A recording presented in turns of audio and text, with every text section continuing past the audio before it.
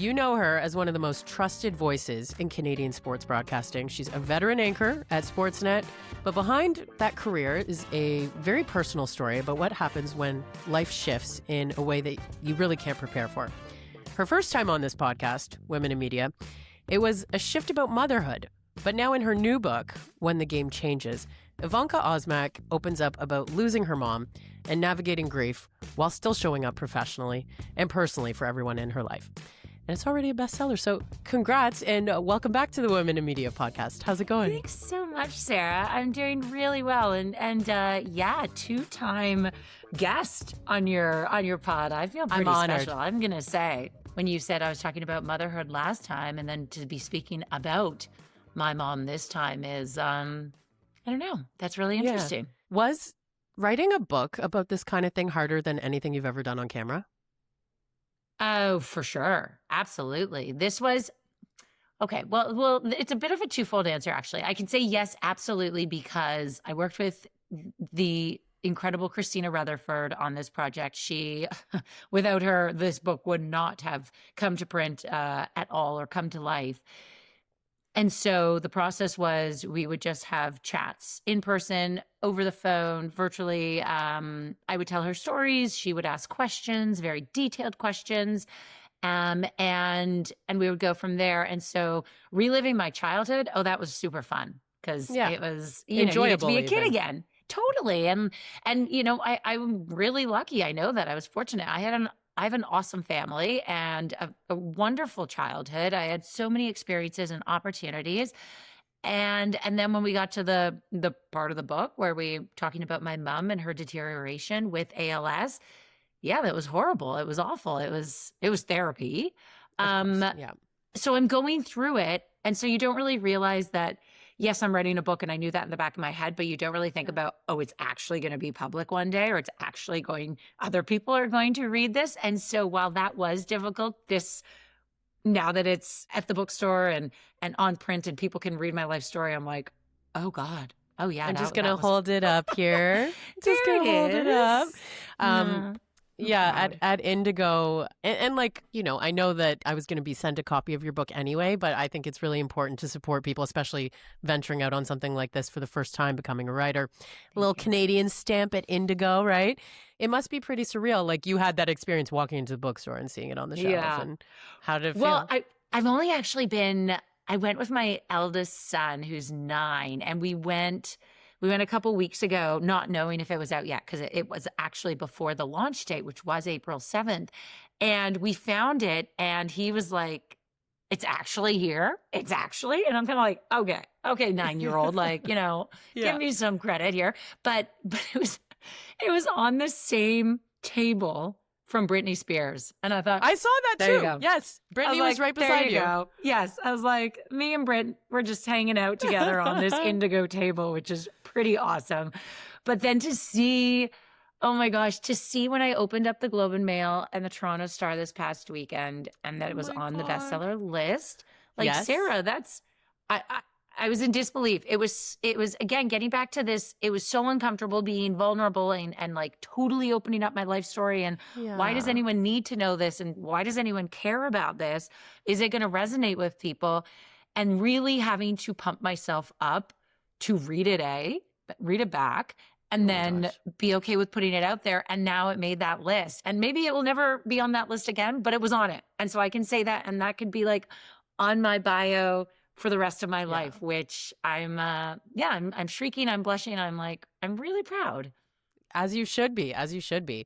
Now I want to take you back to what I'm going to call the lump in the throat moment. And it can be any, I think, illness when we're talking about people that we love going through anything like this, right?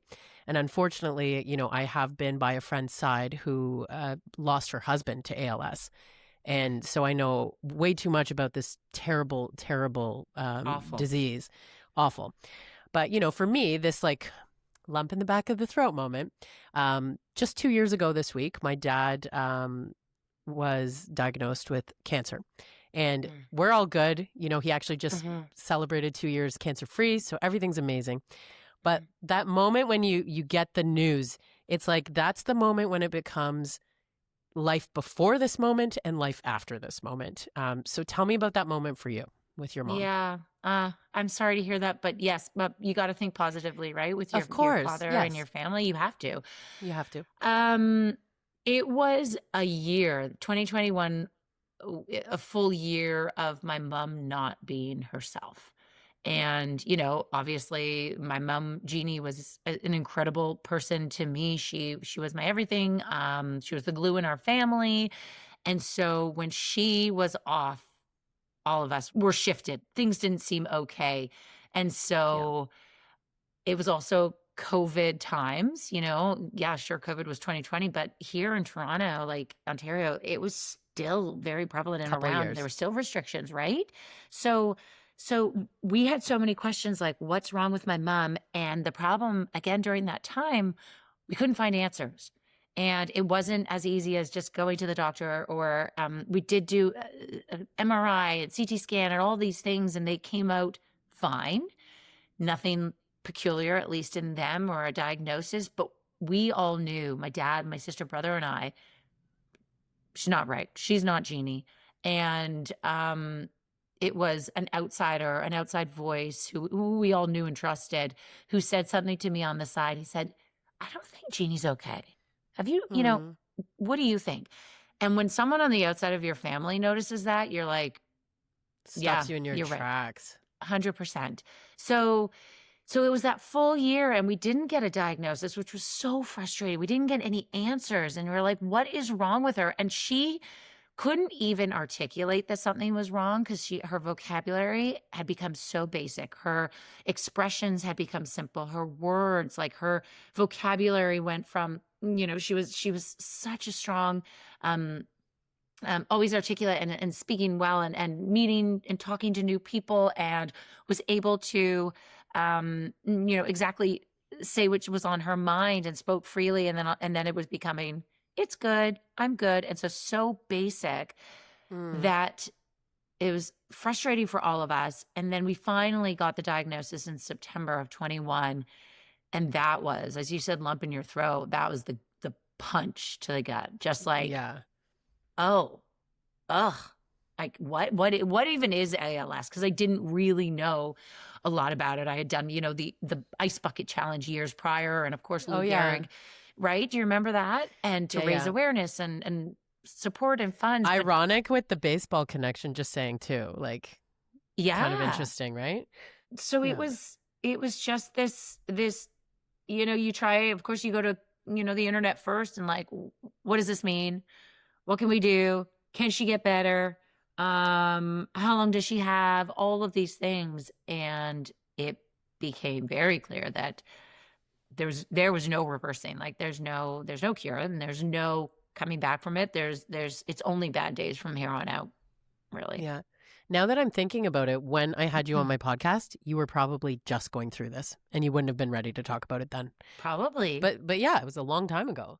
On top of that, you're in a public-facing role, right? Like yes, you're putting on makeup and getting ready to go on television, but like you're also reminding yourself, like, okay, now my personal life I have to put over here right now while I deal with this. I can't even imagine. Like, how was that? I think it was probably easier because I was able to compartmentalize, and I needed an escape, right? And then when you put on that, just saying this, like a mask of makeup, and you put on clothes that you don't normally wear, and you become someone else in a way with all of that, because that's not what I look like during the day at all. And so it became an escape going to work, where talking about sports was just a break from reality, which I needed, or else I would have come unglued, undone, like, way before. And then hockey. So for anyone who is not familiar with the book yet, this is also like a love letter to you discovering hockey in your 40s. Talk about that.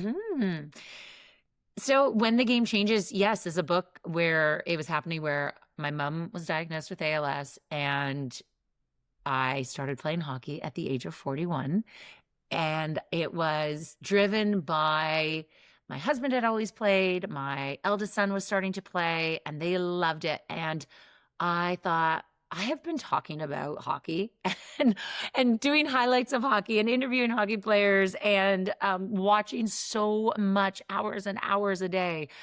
And I don't play, and I played field hockey growing up, but not the same thing. And so Yeah. I thought, why don't I start playing? Like, they're having so much fun. And I missed team sports. I love sports for sure and playing and being active, but I hadn't done a team sport because I found as I got older, like a lot of my girlfriends did, you have to fit in a workout when you can. So that's like trying to organize a team sport or putting in, a schedule on that's not your kid related. It was really difficult. And so I found this league, Sister Skate, that operated Wednesday during the day. And it was near me, a rink near my house. And I thought, let's do it.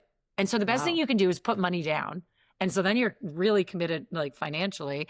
And so I did that. And it was 2 nights before where I thought, I got the reminder, I have no gear. Like, I had nothing. And so I raced out to the hockey store and I walked in and they were so kind there and helping me out. But they must have been like, oh, she has not, like, we need to get her everything, including the bag. Oh, yeah. Also, just talk about, like, trying a new thing when you're 41. Yes. Outside of sports. Exactly. I mean, for me, it was hockey, but it was just doing something that was all my own. And did it require a lot of, brain power? No, but it was new. I fell on my butt. I still fall on my butt every single time I play. So you're still playing? Oh, I'm still playing. Yes. Love it. Because it's just fun.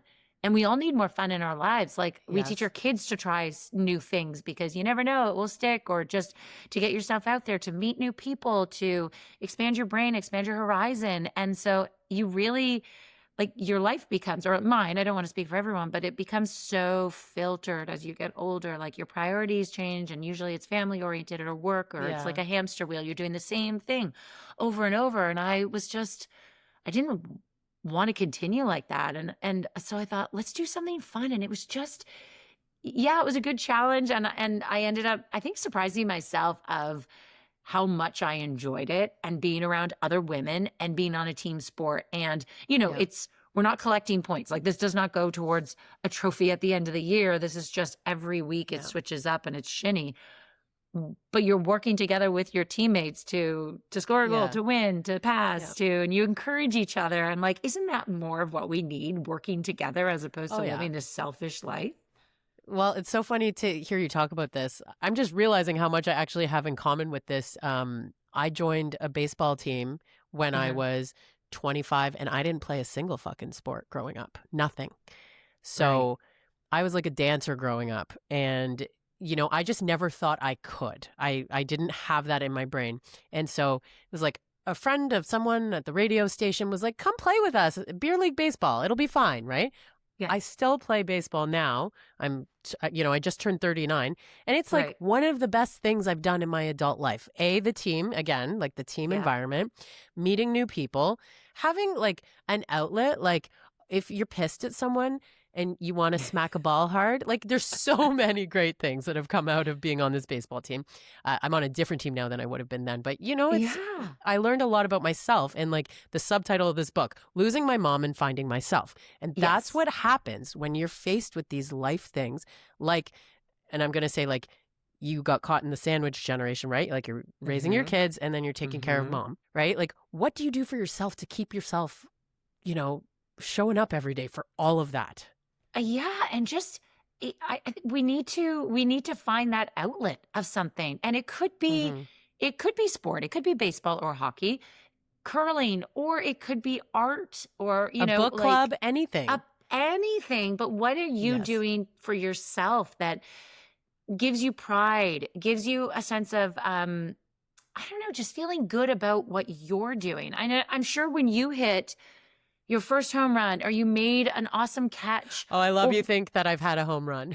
Okay. Well, a great single, or an RBI. Like it. Okay. Yeah. But you're proud of yourself. And I use, like, my kids' example. We tell them we're proud of them so often, and we are, and what they do in school or sports.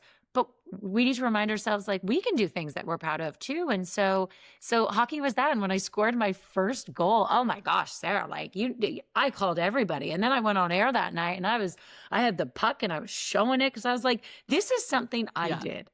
I learned how to do this and I did that. And that was cool. And I felt like a kid again. And again, who doesn't want to have that joy of being a kid again? And I'm sure you had to find pride in moments that were not as exciting over the last few years too, right? Right? Because like getting out of bed is a big win. Because I think like there's something about embracing like anger and rage and not being able to control what's going on sometimes. If there's a moment that you would share when you know that what was going on was getting the best of you and how you turned it around. Oh, I mean, some days it was hard to see the light. Gosh, I couldn't have done it though without my family. I have an incredible dad and older sister and brother. And I think because I had that village, we were able to talk with each other about things and help each other. And, you know, that caretaking role was spread out, although my dad, of course, did the brunt of it because he lived with my mom. Because I would come home with the kids and you have to show up and I would allow myself to be sad. And most of my crying would happen in the car when I was driving home from work at 2 a.m. and I would just, the radio, let it out, music, and I would just, the honest to goodness, the tears. And this is when she was still alive. And they would just like be streaming down my face. And that was kind of my time to release. I felt like I showed my emotion. I felt my emotion. It's not like I bottled it up, but it was like the days and days after my mom passed were just this pain that I have never felt before. It was like so raw and so deep and cutting. And it was terrible. We had lost her before we knew we lost her. We really did. And so we had a moment I talk about in the book that I took her shopping. And just her and I. And normally it would have been like a really fun outing. And we used to love shopping together. And I put on a brave face. Like you had to around my mom. You had to show up every time because what was the alternative? But it was, you know, she was not there. Yeah. So like another thing that I think this book brings up beautifully is community. And, you know, you talked about that with the hockey community that you gained from this. But what about like the community you gain from other people going through shit like this with their families, different diseases, different difficulties?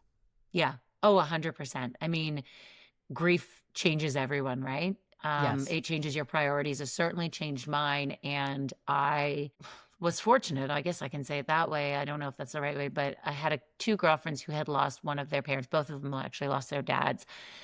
One within a couple of months before my mom and one the year prior. And so being able to talk to them and them knowing like, we got you. And also you're going to get through this. It might not feel like it. This is really hard. This is really hurts and stings and you are crying all the time and you can't stop thinking about it and you know, but you're going to get through it. And it's okay to break down. It's okay to be emotional and sad and but we're here for you. And also there was that moment, you know, I don't sometimes share stuff on social media, like depends on the day or the month, you know, if I want to share or not. And I did share the news about my mom. I can't believe how wonderful, you know, we always talk about how toxic and how awful social media is, but I gained a community and so many people reached out to me who had also lost their mom or their parent or someone incredibly special and close to them in their life, and people who I knew close or who I knew from afar or complete strangers reaching out. Like it was unbelievable. And when you feel that, like that hug and that, you know, just that support, it makes a difference. Like it really does. And so I have carried that forward with me for sure. And so, that was extremely helpful. Again, just knowing like, okay, they've gotten through it. I can get through it. And, you know, grief is different for everyone. We all grieve differently for sure. 100%. But when you just see like, okay, I'm not doing this totally alone in the first time. Yeah. Are you familiar with Kate Bowler's work at all? I'm not. Okay. I'm going to send you a link to look her up because I think you'll love some Please. of her books too. I don't know if you need to read. But yeah, like she talks about like toxic positivity. And so from Kate Bowler, I'm borrowing this idea to ask this question of like, what's something that you wish people would stop saying to someone grieving? Oh, Like what is not gosh. helpful? Yeah. When people say, "How are you?" or "How are you doing?" How Like do you think I am? yeah, how do you think I'm doing? But I don't fault them for that because I mean Of I do course. it too. I think it's the make sure that you really want to know the truth and hear the answer. So it's almost like it's not that shouldn't be asked. It's that just make sure and be prepared for a real answer or To not, hold the space for the fine. answer. Okay. Yeah. That's what I That's would say. very fair. What was the hardest thing to share in this book? The whole time I was thinking it, there even is a chapter called Imposter Syndrome because I was like, what am I doing writing a book? Like, who's going to read this or why do I need to do this? And so, there were times when I was going through my history where I was like, should I say that? Do people really care about that? Or does that need to be in the book? And then of course just going through the timeline of dealing with my mom and how week by week it was this downward spiral and every week it would get worse and worse, seeing her and bringing the kids to her, the feeding tube and then sometimes having the breathing machine and then the full 24/7 breathing machine and then so And your kids' reliving that. reactions. Yeah. That'd I be mean, my tough. youngest was 1, so he didn't Yeah. understand and Yeah. But the yeah. older one, how do you talk to him about stuff like this? Truthfully, I think Good. that's the best way to do it is that you just have to be honest and tell him exactly what's going on because Yeah. he sees it. He's always been a kid that picks up on things and he's observant, as most kids are. And then my job now is I shouldn't say job, I want to talk about my mom. And so you struggle with like, okay, when can I bring her up or what stories or, because I want to keep inserting her. And I've Yeah. realized since this book is out, oh, it's right here. So they, maybe not at this age, but they will now forever be able to open up the book and see what they said. They called her Nama and be able to read about Nama, how she was when I Yeah. was growing up in their age or how she was in her dying days and how difficult it was for all of us. And so I just thought, this is it. Like, this is my way of continuing to say her name and keep her memory very much alive and with us is this book, like for my kids too. Totally. Yeah. Did this experience change your relationship with your career? Oh, I think in general, grief changed a lot of how I approach things, right? Like, Yeah. you realize everyone says perspective and it's true. Like Yeah. they all say it, we all say Yeah. it for a reason. And so going through all of this, you're like, okay, what I need to say no more to things because family is important or you just realize what your boundaries should be or who you want to spend time with. I mean, one thing I also came out of, and it sounds like, I think you're probably the same as me is in addition to having those friends that have gone through it before, but I've just leaned into my girlfriends because going on trips and going out with them and spending time with my friends means that much more because my cup gets filled every time I'm with my girlfriends. They're, Yeah. family is great. They're also like a huge part of my happiness. So normally at the end of the show, and you might remember this, I ask you to like nominate, another woman who would come on the podcast and share her story, and you can still do that. I mean, I saw Jennifer Hedger wrote a little quote on the front of the book, but I thought we'd give the floor to your mom. I want to know what you learned from your mom, and let's say she was on a podcast and still with us. What her greatest accomplishments and challenges that she, had to face through her life. Oh gosh. Okay, Sarah. Jeannie, I assume she was most proud of growing up in a small town in Manitoba, Gilbert Plains, and being able to